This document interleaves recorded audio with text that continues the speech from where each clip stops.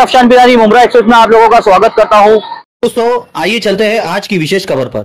कलवा मुमरा विधायक डॉक्टर जितेंद्र रावत ने विधानसभा में टोरेंट पावर को लेकर उठाई आवाज। जी हां दोस्तों, टोरेंट पावर के मामले को लेकर के विधानसभा में जितेंद्र रावत ने कहा है कि जो टोरेंट पावर का मीटर होता है उसका ऑडिट करवाया जाए सरकार द्वारा, क्योंकि उसके अंदर बिल बहुत ज्यादा आ रहा है जिससे मुमरा, कौसाकी और कलवा की जनता परेशान है। देखना यह है कि अब कब तक के इस पर एक्शन लिया जाता है और कब तक के इस मीटर को ठीक करने की प्रतिक्रिया की जाती है। धन्यवाद।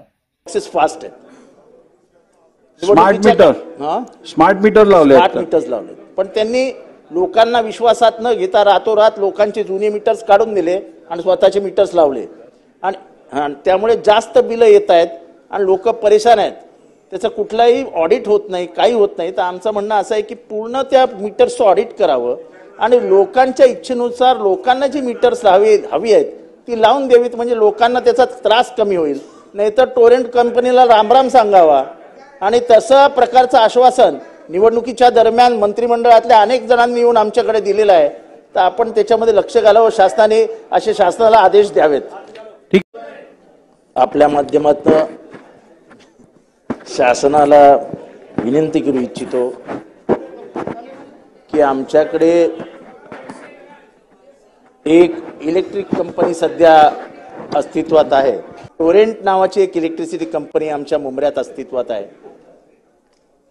त्याचं बिल इतकं भरमसाठ येतंय कारण का या टोरेंटने रातोरात बॉक्सेस बदली केलेत सगळे, आणि लोकांचं आणि माझंही असं म्हणणं आहे की ते बॉक्सेस फास्ट आहेत।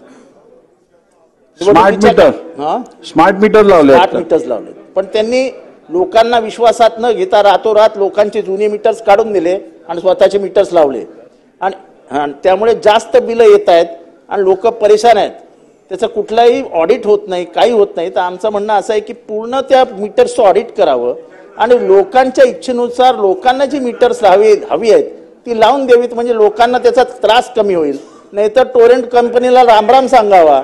आणि तसं प्रकारचं आश्वासन निवडणुकीच्या दरम्यान मंत्रिमंडळातल्या अनेक जणांनी येऊन आमच्याकडे दिलेलं आहे।